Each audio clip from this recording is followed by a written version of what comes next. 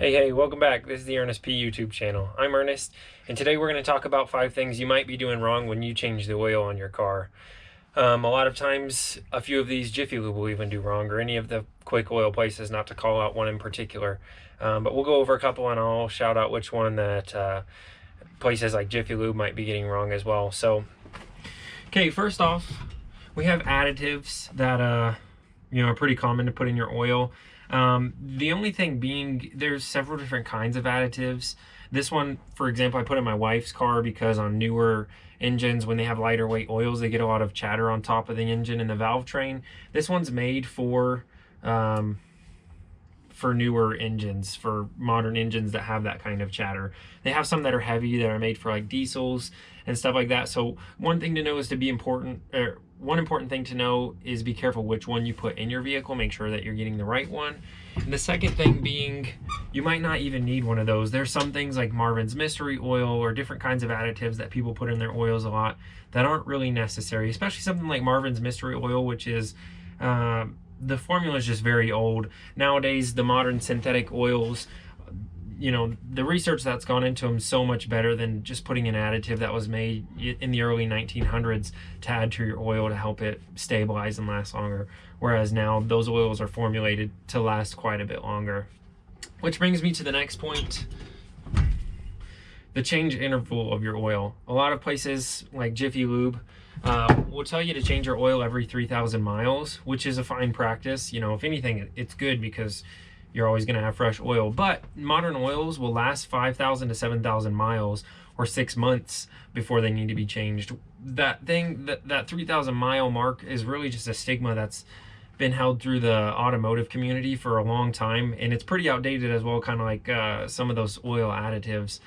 Back in the day, before the oil formulas were really advanced, then it was more important to change your oil every 3,000 miles or so because the oil would wear down. But these modern synthetics, where all the globules and all the microscopic particles are the exact same size and are formulated, very specifically with high technology, every 3,000 miles might not be necessary. If you're using a cheap blend of oil, then yeah, 3,000 miles might be it. But if you're using full synthetic, you can usually get a lot more than 3,000 miles out of it, usually about twice as much. That brings us to the next point. Point number 3 is, what kind of oil are you using in your car? Just make sure you're using the right weight oil and the right formula. Especially in newer vehicles, you have to use synthetic. You can't buy the cheap oil that's conventional or a synthetic blend. You have to use synthetic oils. And I can't tell you how many times I've gone as a mobile mechanic to do a job at a customer's house and they say, hey, will you change my oil while I'm at it? I have the oil. And I'll take the oil and I'll look, and they have a new, a pretty new modern vehicle, and they have an oil weight that's like 10W30 or 10W40, and I'm thinking right off the bat, that's pretty heavy oil. Those are usually found in older vehicles. When I pop the hood on the oil cap, it says they're supposed to have a 0W20. So just be careful what weight oil you're using as well. You can't just grab any oil and put it in your vehicle. You have to use the oil that's specifically designed for your vehicle. It's the weight of the oil, the viscosity, and the size of the molecules. And to go into a little bit of detail quickly, in between the bearing surfaces in the engine, you need 3 globules of oil to be correctly lubricated. If the oil's heavier, those globules are a little bit bigger, and you might only have 1 or 2 in there when you're supposed to have 3, and that can cause premature wear and damage in your engine.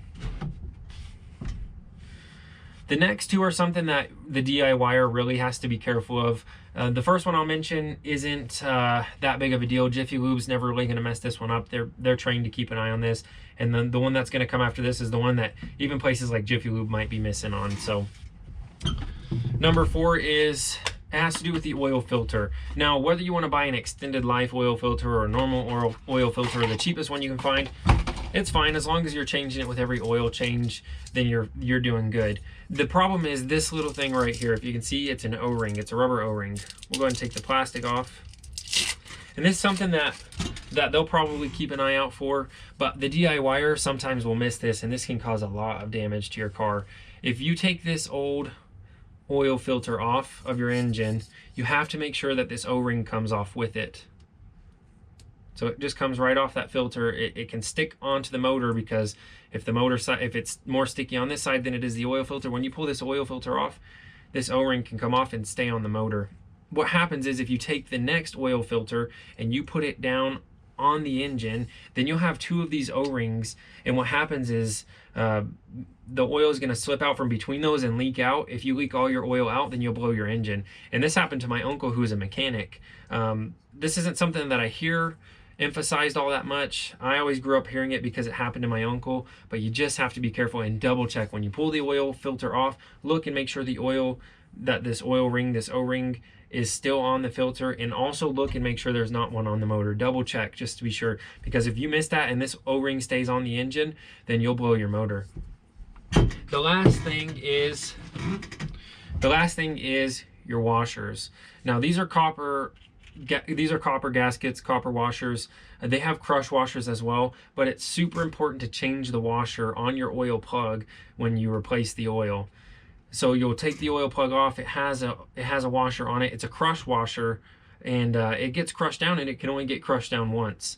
So you have to take that off, and you have to replace it either with some copper washers, and you have to replace it either with some copper washers or with another crush washer. If you use a copper one, you usually put 2 on and you run it down to the correct torque. Make sure you don't over torque it. If it's, normally it's somewhere around 18 foot-pounds, and when you're pulling on that, you'd be surprised. You can get up to 40, 50, 60 foot-pounds pretty, well, it's not easy, but without realizing it, and you're pulling on it hard.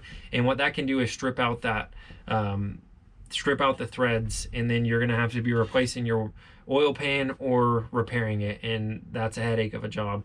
So this is the one that Jiffy Lube might not even catch or do, because a lot of times they'll just take that plug out and put it back in when they've drained out the oil and refill it. But it's super important to make sure you replace it, because if you don't, you have to torque it down extra tight in order to keep that oil from leaking. And if you do that, then you run the risk of stripping out those threads. And if you strip them out, again, to replace an oil pan, you're looking probably about $300 to $400 here in the United States, because you're going to be looking for a factory part that's going to cost a couple $100, and then if you have to drop exhaust pipes or move subframes to get to those, it's going to be a couple $100 more. If you're lucky, then it might be easily accessible and not be so expensive, but if you don't know what you're doing, then you can cost yourself a lot of money there. So make sure when you pick up your oil from the parts store, before you change your oil, to get a new oil plug or washer, or at least just the washer, and make sure you torque it down to the correct torque. You don't have to use a torque wrench all the time, but make sure, if it's 18 foot-pounds, if you have a foot-long wrench, you're putting 18 pounds of pressure on it, and you're not pulling it as hard as you can, because you'll be surprised. You can pull it like this, and it doesn't feel like you're doing it that hard, and you're already up to 40, 50 foot-pounds, and that's all it takes in an aluminum oil pan to strip out those threads. So again, these are the 5 tips, 5 things you might be doing wrong when you change your oil. It's always good to know. If you have anything that I missed, or that you think people are probably missing as well, leave it in the comments down below. Share your experiences, and let us know what we can watch out for when we're changing our oil. Everybody check the comments. If you have something you want to say, leave it there. As always, thanks for watching. Please subscribe and like the video. We're trying to grow the channel. As always, have a good day, and peace out.